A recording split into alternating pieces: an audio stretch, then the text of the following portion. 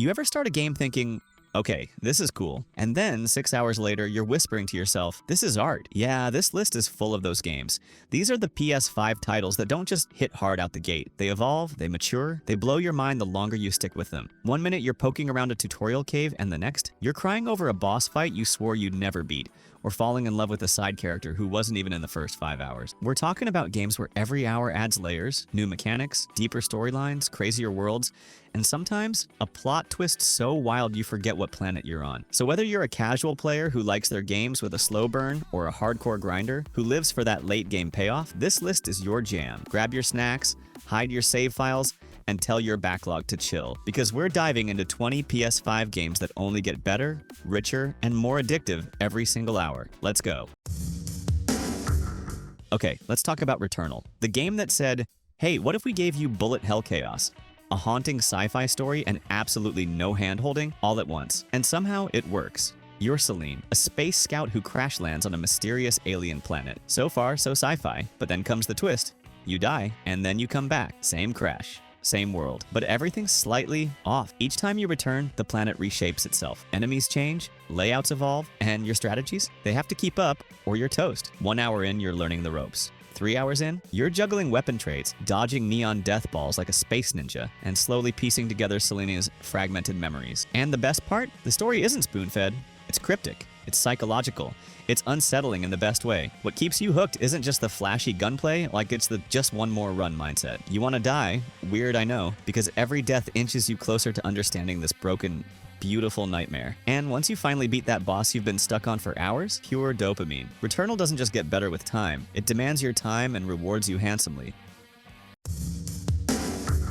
You start The Last of Us. Part 2 thinking you know what you're in for. Gritty stealth, emotional gut punches, and maybe the occasional heart attack from a clicker creeping up behind you. But by the 10-hour mark, you realize this game is peeling back layers of your soul like an emotional onion. What begins as a straightforward revenge story turns into a deep, uncomfortable dive into morality, grief, and the price of vengeance. And the gameplay? It doesn't sit still. The mechanics get tighter, the AI gets smarter, and before you know it, you're laying traps, using vertical spaces for stealth, and improvising like a survivor who's been out there for years. The level design grows more ambitious too. Dense forests, snowy towns, overgrown Seattle, all oozing with environmental storytelling. But the real kicker is how it challenges your point of view. Around halfway in, the narrative takes a wild turn, flipping the script and forcing you to empathize with someone you were ready to hate. It's bold, risky, and it works. Every hour you sink in adds emotional complexity and gameplay depth. By the end, you're not just playing a game, you're living through a harrowing masterpiece.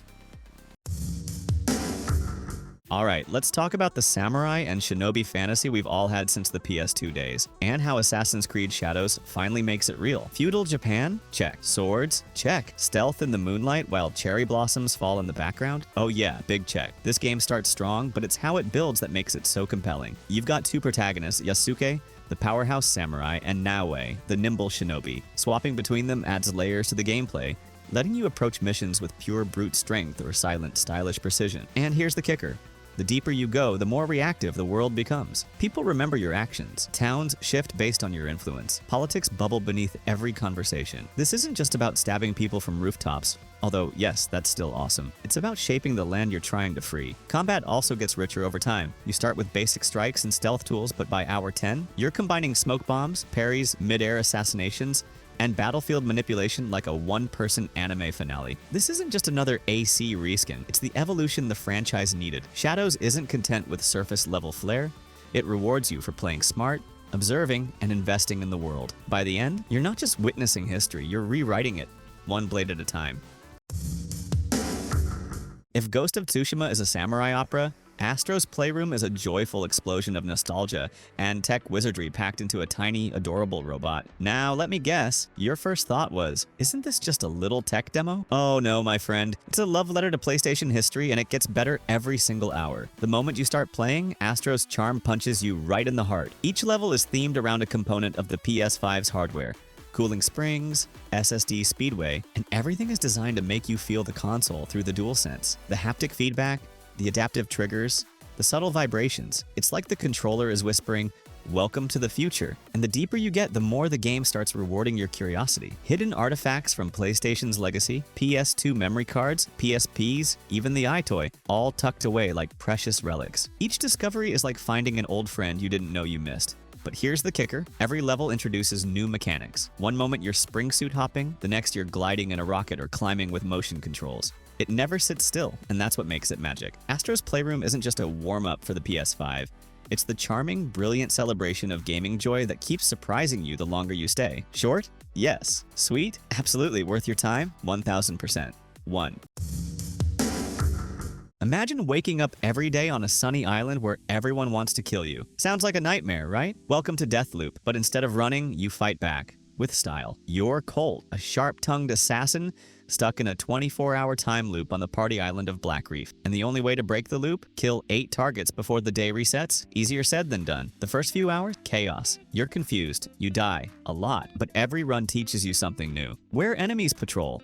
How your targets move. What that weird door is hiding. And the real magic? The game remembers what you learn and rewards you for it. 4 hours in, you've turned from confused rookie into strategic mastermind. You're hacking turrets, teleporting across rooftops, and pulling off synchronized assassinations like you choreographed the whole thing. And let's not forget Juliana, the wildcard who invades your game and tries to kill you, often controlled by another player. She keeps you on your toes. She is the loop's chaos. What makes Deathloop grow better over time isn't just the arsenal of cool powers, it's the unfolding mystery. The deeper you dive, the more you understand the rules of this bizarre world.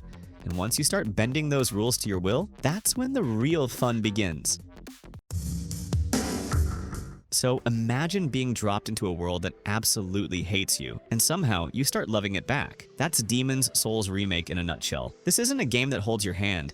It slaps it away with a flaming sword and dares you to try again. But with every hour, you grow stronger, smarter, more dangerous. At first, it feels like the game is punishing you just for showing up. Every corridor hides some grotesque creature ready to teach you pain. But then, something shifts. You learn enemy patterns. You dodge like a pro. You finally land that parry you've been missing for hours, and suddenly you're the monster now. The remake doesn't just modernize the visuals, which are jaw-droppingly gorgeous, by the way. It refines the combat, the level design, and the way you interact with the dark fantasy world of Boletaria. There's no mindless grinding here. Every soul you earn is paid for in blood, sweat, and very real rage. But also, triumph. That pure rush when a boss that seemed impossible finally drops to your blade, nothing else hits quite like it. Demon's Souls rewards you not with gear or gold, but with growth. And every brutal hour you survive, you walk away sharper, tougher, and weirdly addicted. You don't just play this game, you endure it, and then you brag about it.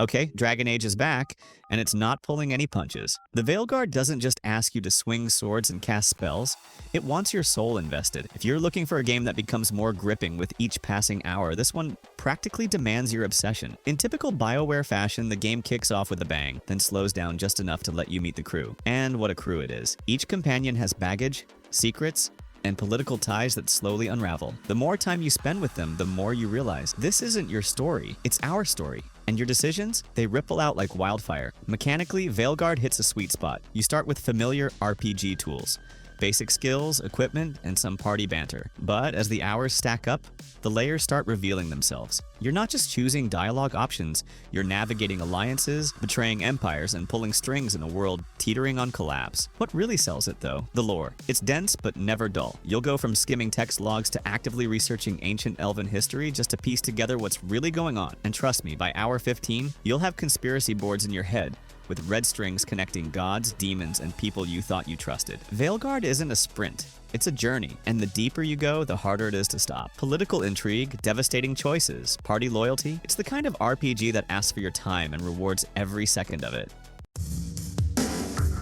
Imagine stepping into a world so cryptic, so massive, it practically dares you to get lost. That's Elden Ring for you. At first it's intimidating, like the game just shoved you into the deep end with a wink and a sword. But then, hour by hour, it becomes a full-blown obsession. You start noticing patterns in boss fights, unlocking hidden paths behind waterfalls, and piecing together lore that's more cryptic than your college group chats. One moment you're screaming at a tree monster, the next you're horse jumping across rooftops to find a spell that rewrites how you play. And the build diversity?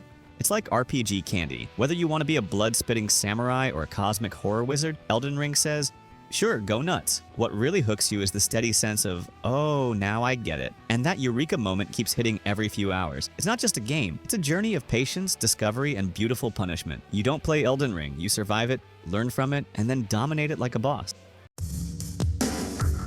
Final Fantasy VII. Rebirth is not just a remake, it's a love letter to fans and a full-on world-expanding, time-bending JRPG fever dream. The first few hours introduce you to the gang, Cloud, Barrett, Tifa, Aerith, and their larger-than-life personalities. But as the story unfolds, it starts layering intrigue, alternate timelines, emotional backstories, and side quests that actually matter. And let's talk combat. At first, it feels like your standard flashy real-time action with a sprinkle of strategy. But then materia combinations start unlocking crazy synergies, characters develop unique battle styles, and before long, you're choreographing high-speed team attacks like a tactical god. One moment you're pairing a mech, the next you're summoning Ifrit while dodging aerial magic. The real magic, though, is in the world building. Every town, every region, every chocobo riding side quest has flavor. There's so much to do, minigames, collectibles, deep side stories, and none of it feels like filler. It's like the deeper you go, the more the world opens its arms to you, whispering, stay a little longer. By the final chapters, you're emotionally invested, slightly confused in the best way, and completely hooked. It's a JRPG that rewards curiosity, patience, and obsession. And honestly, isn't that the best kind? Imagine being dropped into the middle of feudal Japan with nothing but a katana, a broken heart, and a code of honor that's hanging by a thread. That's Ghost of Tsushima, director's cut in a nutshell. And trust me, the deeper you go, the more it wraps you in its poetic, blade-swinging beauty. At first, it's just Jin Sakai versus the Mongols, classic hero versus invaders stuff, but a few hours in, you realize this isn't just about fighting, it's about becoming. Each new mechanic, from stealth tools to standoff duels, teaches you how to fight with style and strategy. And just when you think you've mastered it, the game throws in something new, like guiding winds, bamboo strikes, or the heartbreaking side quests that add layers to the story. The island of Tsushima doesn't just look stunning, it breathes. Foxes lead you to shrines, flutes change the weather, and every haiku you write reveals more about Jin's shifting mindset. By the time you reach the Iki Island expansion, things go full samurai therapist mode, digging deep into Jin's past. It's powerful. What starts as a tale of vengeance evolves into a soulful meditation on legacy, sacrifice, and what it really means to be a warrior. 1 hour in, you're fighting Mongols. 10 hours in, you're questioning your morality while composing poetry on a cliff. And yeah, you're also still fighting Mongols, but now with flair. Kratos used to be the angriest guy in gaming. Now, he's still angry, but also an emotional wreck who's basically the world's deadliest dad. God of War. Ragnarök is a slow burn in the best way possible. It starts with a punch. Literally, Thor shows up at your door like an Asgardian debt collector. But it's the layers that really pull you in. The story deepens with every hour, revealing heart-wrenching moments, mythological twists, and character arcs that genuinely surprise. Atreus becomes more than just a companion. He's your moral compass, your equal, and occasionally your headache. The gameplay evolves too. Early on, it's axe-swinging fun, but soon you're juggling weapons, mastering runic attacks, and exploring beautifully crafted realms filled with secrets, puzzles, and lore that makes Norse mythology feel fresh again. Each new area, each new boss feels like the game saying, hey, you thought you were done. Not even close. And by the end, you're not just fighting gods. You're questioning fate, legacy, and what it means to be a father. It's not just epic, it's deeply human. Here's the thing. Cyberpunk 2077 had a rocky launch, but Phantom Liberty, that's a whole new beast. This expansion doesn't just patch the game, it transforms it. Like giving Night City a gritty spy thriller facelift and whispering, let's try this again, but better. You step into Dogtown, a militarized no-go zone that feels like someone let Black Mirror direct an episode of 24. It's intense, it's chaotic, and it's packed with new toys. Guns that melt faces, cyberware that turns you into a walking tank, and quests that make every choice feel like a gut punch. Early on, you might think, okay, cool side missions. But then the hours start piling up and suddenly you're neck deep in political conspiracies, espionage, and moral dilemmas, so tangled even your hacking software needs a therapist. And Idris Elba, his character, Solomon Reed, brings that spy drama heat like he's auditioning for Cyberpunk MI6 Edition. Combat evolves too. Stealth and action are finally best friends. You're slicing through foes like a cyber ninja one moment, then busting out high-powered tech rifles the next. And yes, finally, driving doesn't feel like trying to pilot a shopping cart on ice. But what really makes Phantom Liberty grow better with time is how alive it feels. Each hour deepens the web of your choices, your alliances, your regrets. This isn't just DLC, it's a redemption arc for V, for Night City, and for Cyberpunk itself. Let's be real, most RPGs start strong, then slowly fizzle out. Baldur's Gate 3 flips that formula and builds momentum like a well-timed D20 roll. The opening hours? Solid. But give it 10, 20, 50 hours and suddenly you're making impossible moral decisions, juggling party drama, and romancing a vampire spawn like it's the most normal thing ever. Every dialogue choice feels weighty. Characters don't just talk, they evolve. That snarky rogue who seemed like comic relief in Act 1? Now you're crying because they just sacrificed themselves for the team. And the branching path? You'll want to replay just to see what insanity could have happened if you hadn't turned that talking brain into soup. Plus, the combat gets meatier the deeper you go. By Act 3, you're orchestrating spell combos and battlefield tactics that make you feel like a god-level strategist. And the best part? It always feels personal. You're not just playing a game, you're crafting a story, one heartbreak and fireball at a time. Hades starts fast and punchy like, let's escape hell and beat up some gods. Kind of punchy, but 5 runs in, you start realizing, oh no, this game is doing something sneaky. It's evolving. Each death isn't a failure, it's a step forward. The story grows, the characters remember you, relationships build, and suddenly you're not just running for your life, you're running for closure, for connection, for a dad who's the worst boss in the afterlife. The gameplay loop? Addictive doesn't even begin to cover it. With every run, you unlock new weapons, boons, and builds that completely change how you approach a run. Maybe this time, you're a lightning-fast spear dancer. Next time, a shield-tossing menace powered by Zeus himself. And the best part? It never feels repetitive. Why? Because Supergiant Games nailed the formula. Fresh dialogue, evolving world, and a story that literally requires you to die to progress. And when you finally beat it for the first time, oh buddy, that's just the halfway point. There's more, so much more. The longer you play, the more Hades becomes less of a roguelike and more of an epic Greek soap opera. And honestly, you'll love every second of it. Okay, let's be honest. Who hasn't dreamed of getting their Hogwarts letter? In Hogwarts Legacy, you finally do. And the magic? It doesn't wear off, it builds. Your first few hours are all about settling in, attending charms class, awkwardly waving your wand around and exploring the iconic castle. But then, the game opens up like a magical book with endless pages. You start flying around on broomsticks, uncovering secret passageways and getting tangled in the ancient mystery that's been buried beneath Hogwarts for centuries. The real genius of this game is how much it grows as you play. Spells evolve. Enemies get smarter. The world becomes more dangerous and rewarding the deeper you go. And let's not ignore the side quests. Some of them are so good they could easily be part of the main story. Before you know it, you're not just a 5th-year student. You're a rogue spellslinger battling dark wizards, taming magical beasts, and sneaking through forbidden forests like a total legend. If you're a Potterhead or just love immersive fantasy RPGs, this one's your room of requirement. It gives you exactly what you need when you need it.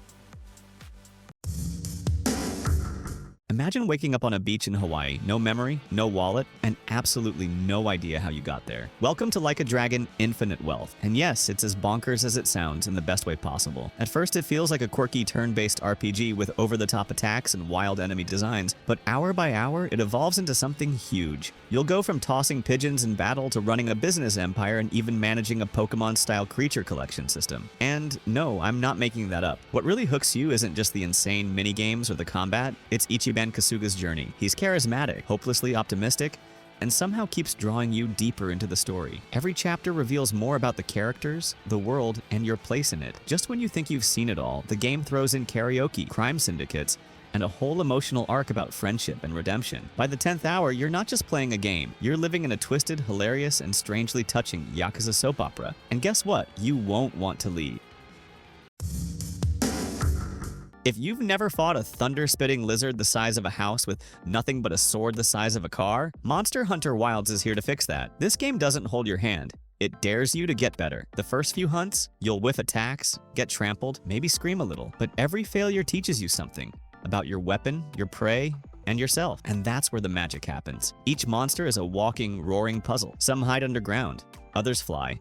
Some are just mad that you're alive, but with every hunt, you refine your strategy, your loadout, and your confidence. And that loop, hunt, learn, upgrade, repeat, is so addictive. Then there's the world itself. Alive, beautiful, and constantly surprising. Weather changes, terrain shifts, and wildlife interacts in ways that make every expedition feel dynamic. And when you finally take down that monster that crushed you 5 times in a row, oh, it's pure adrenaline. You don't just win. You earn it. Monster Hunter Wilds isn't about rushing through content. It's about growing into a legend, one epic battle at a time. If If you haven't been swallowed by the red and black vortex that is Persona 5 Royal, strap in. This isn't just a game. It's a life you slowly, obsessively fall into. And the deeper you go, the harder it is to leave. You start off living a double life. Ordinary high school student by day, dimension hopping, heart-stealing phantom thief by night. Sounds cool? It is, but it's also deceptively deep. At first, you're poking around palaces and making friends. A few hours later, you're debating which social link to level up while juggling part-time jobs, exams, and demon negotiations. It's basically the most stylish case of decision fatigue ever. What's wild is how the game never stops adding layers. New characters, new confidants, new abilities. Royal takes the already great base game and turbocharges it. Kasumi and Maruki aren't just additions. They reshape the story, giving you fresh emotional stakes and a secret third semester that hits like a truck full of field. And let's not ignore that soundtrack. Every hour you play, Last Surprise becomes your personal hype anthem. Even menu transitions feel like they deserve their own jazz album. But the real magic is how much more rewarding it gets the longer you stay. Your friendships feel earned, your team becomes family, your battles grow more tactical, and by the time that final showdown hits, you're not just invested, you're a full-blown phantom thief with a metaverse addiction. Persona 5 Royal isn't just a JRPG, it's a beautifully orchestrated time sink, and you'll love every stylish second of it. Now this one, pure joy in video game form. Ratchet & Clank. Rift Apart is like Pixar on caffeine. Explosive, charming, and ridiculously smooth to play. You start off in classic Ratchet & Clank territory. Gadgets, goofy villains, and adorable robot sidekicks. But then, bam! Dimensional rifts start tearing reality apart, and suddenly you're flying through entire worlds in seconds. No loading screens, just instant chaos. At first it feels like a glossy action platformer with tight controls and flashy weapons, but give it a few hours and it opens up like a Saturday morning cartoon on steroid. You get more worlds to explore, more outrageous weapons, one of which literally rains down a disco ball and forces enemies to dance. Yes, really. And even a new playable character, Rivet, who brings her own charm and story beats. The more you play, the more you realize this isn't just eye candy, it's a masterclass in pacing. Every hour introduces something new, a fresh ability, a tougher enemy, a surprise story twist that pulls at your heartstring, and the transitions between universes, seamless. It's like magic trick after magic trick, and you're never quite sure what's next, but you know it'll be fun. By the end, Rift Apart doesn't just feel like a platformer, it feels like an interdimensional blockbuster where you're the star. And trust me, it only gets better with time.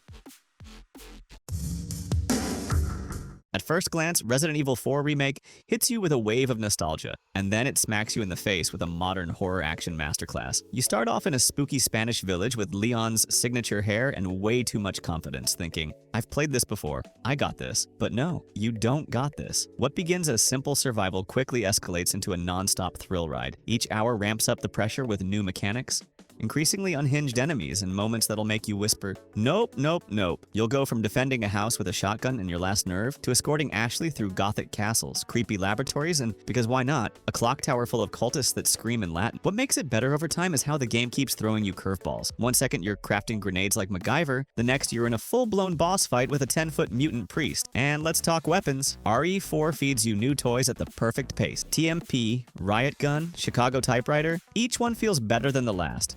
But beneath all the chaos is a finely tuned system. You're not just blasting monsters, you're planning every bullet, every upgrade, every movement. The deeper you go, the more it rewards strategic play. By the final chapters, you're basically John Wick in a leather jacket. This remake doesn't just modernize a classic, it reinvents it, layering on new mechanics and surprises hour after hour until you're fully hooked and slightly traumatized.